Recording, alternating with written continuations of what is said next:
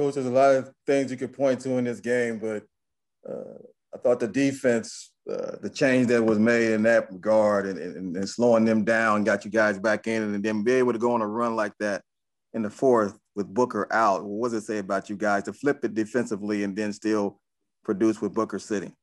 Well, in the fourth quarter, I mean, we held them to 12 points.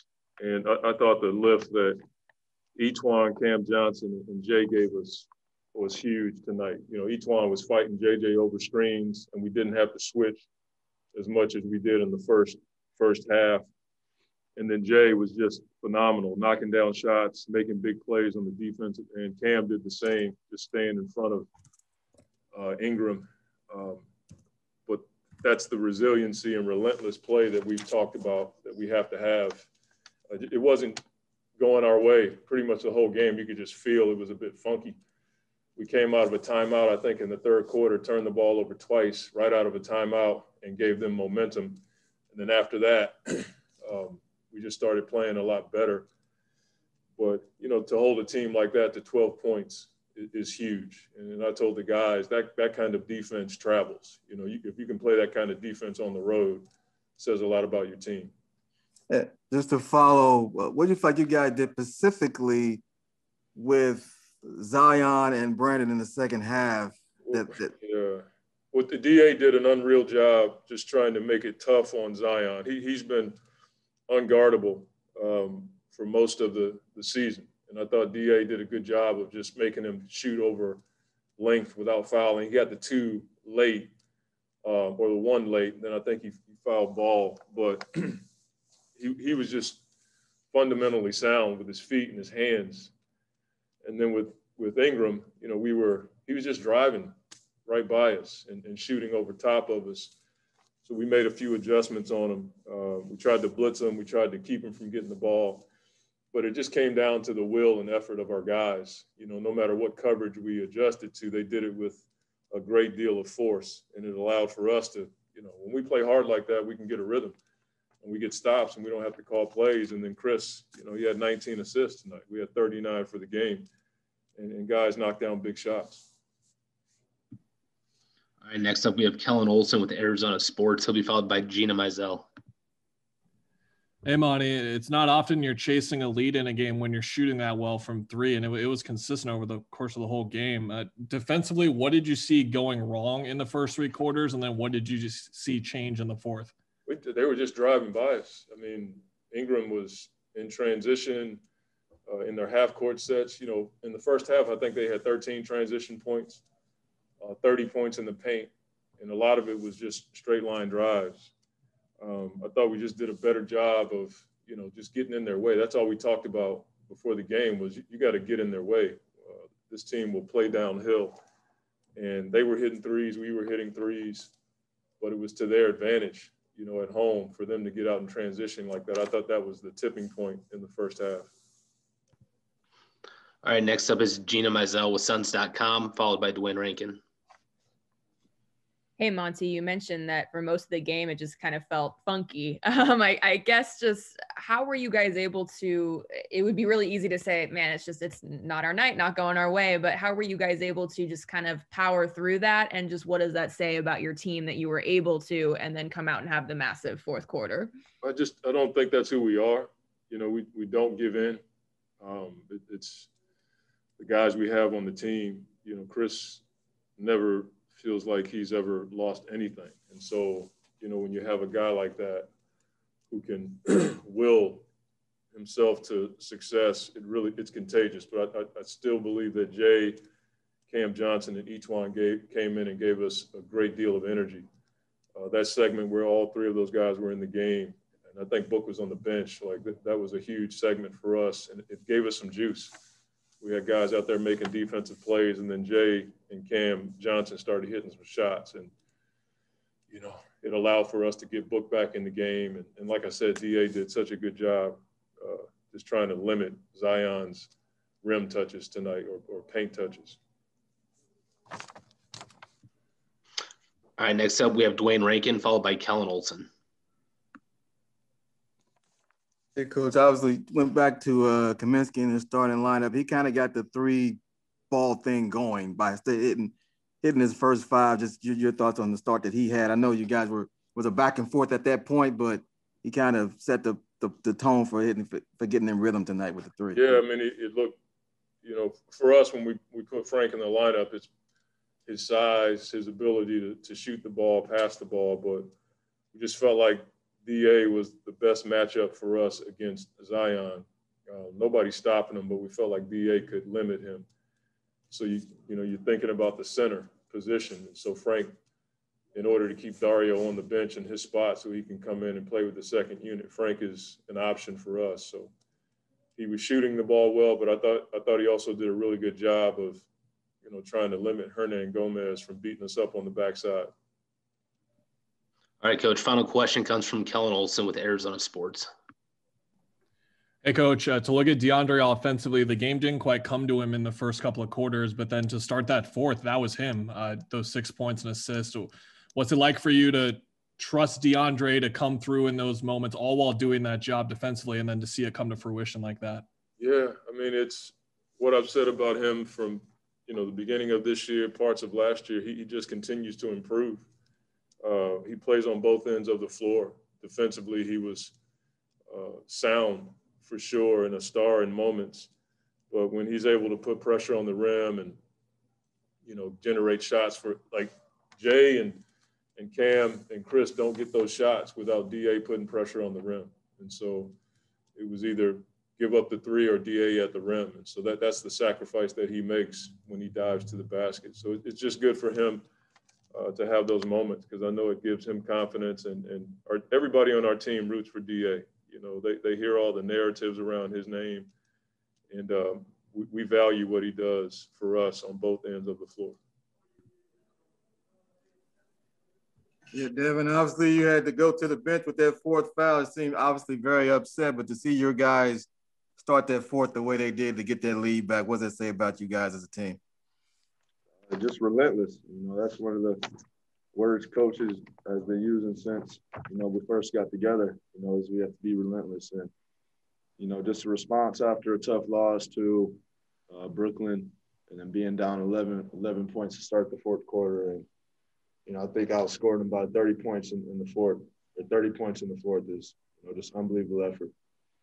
And just to follow that up, Coach mentioned, he could easily, mention a bunch of guys, but he started off talking about Jay, Etuan, and Cam, and then the effort that they gave. Just what do you think about those three performances tonight? Giving us that spark off the bench and, on both ends of the floor. We knew we were going to get some open shots today, the way that New Orleans plays us defensively, but, we know there are a lot to handle on the other end. And, them guys stepped up to the challenge and, it turned out well for us. All right, next up is Kellen Olson with Arizona Sports. Hey, Book, 19 assists tonight for Chris, and he hit that ridiculous shot on the right wing. What's it like being on the floor with it after seeing it for so long? Hey, man, he's orchestrating out there. He knows what's going on before it even happens. With him, the game's never out of reach. The game's never over until the horn sounds. So, he did a good job of leading us, keeping us, keeping our composure throughout the whole game.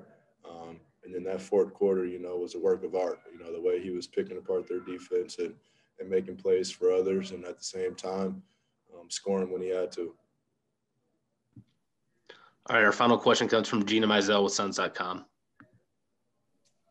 Hey, Buck, specifically on the defensive end, only allowing 12 points in the fourth quarter. Just what did you see change, tighten up, clamp down? Just what do you think was the key to really slowing them down there in the final minutes? I think that first group, that we just mentioned, Cam, Etuan, and Jay, coming in and just attention to detail. We made some adjustments. I think DeAndre did a really good job on Zion throughout the night. And, forcing them into scoring over him instead of around him. And, we had a great game plan and well executed and better executed towards the end. Hey, DA, you did a great job trying to limit Zion as much as possible. What was the key for you with that matchup? He's a very talented kid, very strong, physical. He knows how to use his body. So knowing him, you have to those tendencies. Try to stop letting them use his dominant hand as much. Just staying vertical with him when he goes to the rim. Try not to foul him. Just making him uncomfortable and not making it easy for him. Sprinting back, being the first person back. Gave up a lot of old boards today, trying to get back to so he won't, see a path on, getting to the rim and seeing any opportunities, because I think they're pretty high in the league on transition points. So just all of that, keeping in mind what he's capable of on changing the momentum of the game. All right, next up is Dwayne Rankin with the Arizona Republic, followed by Gina Mizell.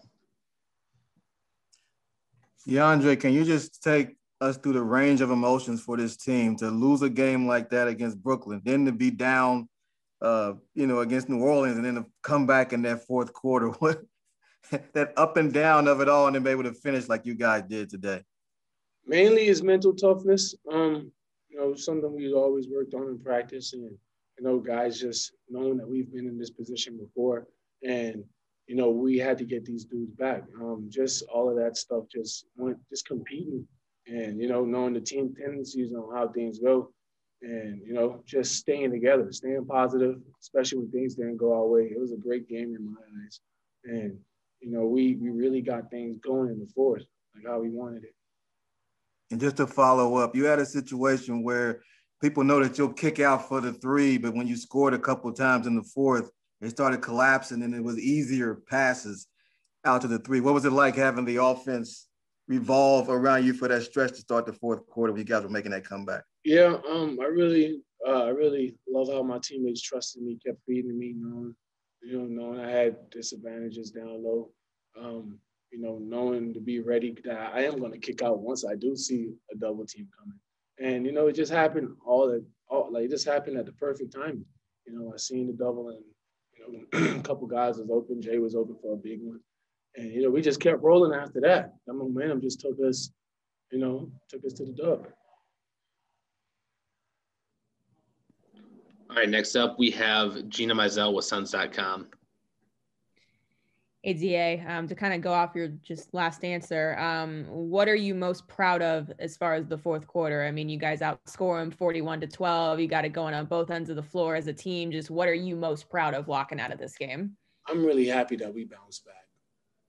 I'm really happy. Going back to Dwayne, after a game like Brooklyn, anything can happen. It could ruin a team, it could break a team, it could bring all type of stuff and how we, lost that game. But this team stuck together and we trust each other, and having each other back like how we did in this game, it shows a lot. And, once we learn from that mistake, we're not making that mistake again.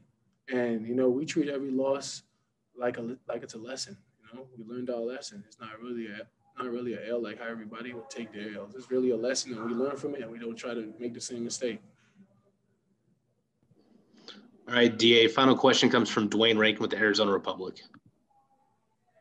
Yeah, we had talked to you earlier in the season, DeAndre. You was like, you can't believe this many shooters are around you. But then to see 23 threes go down, what was that like when everybody had the green light? Me and Jay Crowder just was talking about it. I'm like, man, I was like, you guys don't know how great that was to watch. Like, as the big setting the screen and, like, me thinking I'm going to go rebound and, you see 1 or 2 in a row go down, then you see 3 in a row go down. It's like, man, I'm running back in defense smiling like, yeah, this is who we are. This is how we play, and, it's tough. And this is the NBA, people catch momentum late in the fourth quarter like that. It felt like we had fresh legs in the fourth quarter. And, the energy, although it wasn't our home stand, but the energy off the bench was insane, and you just feel it. And you just want to keep going because your teammates is rooting for you and they know what you go through in them practices. And just to see it on the floor was amazing. Hey, Chris, congrats on the win. My question is actually more in light of Black History Month. I was wondering if you could speak to that great, $2 million donation to the HBCU school at the All-Star game. And also, Chris, I know it's been over a month now for a lot of us to reflect on what happened in 2020. I'm just wondering maybe some lessons you learned from the social injustice causes that that you're trying to implement in 2021. So it's not just a 2020 thing. It's not just a Black History Month thing, but it's an everyday thing to implement change, you know, as a leader yourself, you know, in the Players Association with the Sons, and as a father as well. That was a lot. But I think in a nutshell, I think what we're all starting to do is become a lot more educated on a lot of different topics, situations. And I think it's great, not only for our league, but for us as people, you know, and making sure there's a spotlight put on different social injustices, different areas and groups that may not get an opportunity to have that stage or that platform or light. So for me, it's been great to have different mentors and people that I can call on, because I don't know everything. And I'm a work in progress, still trying to become more and more educated on things day in and day out. And as far as HBCUs go, it's dope to see the awareness, and we're gonna keep it going. All right, next up we have Dwayne Rankin with Arizona Republic. He'll be followed by Kellen Olson. Yeah, I'm gonna try to follow it up. That's great questions though. I just wanted to ask just on the game, Chris. Got to ask about that three over Alonzo fade away. We've seen it, but just take us through that. I mean, because how do you pull that off at that moment, knowing that that's going to be a huge shot to really push the lead even further out? That's just being in those situations over and over again. Lonzo is a really good defender, so I knew he was going to try to jam me up because he knew that the clock was getting low, and you know I gotta get a shot off. So side step to the right, let it ride.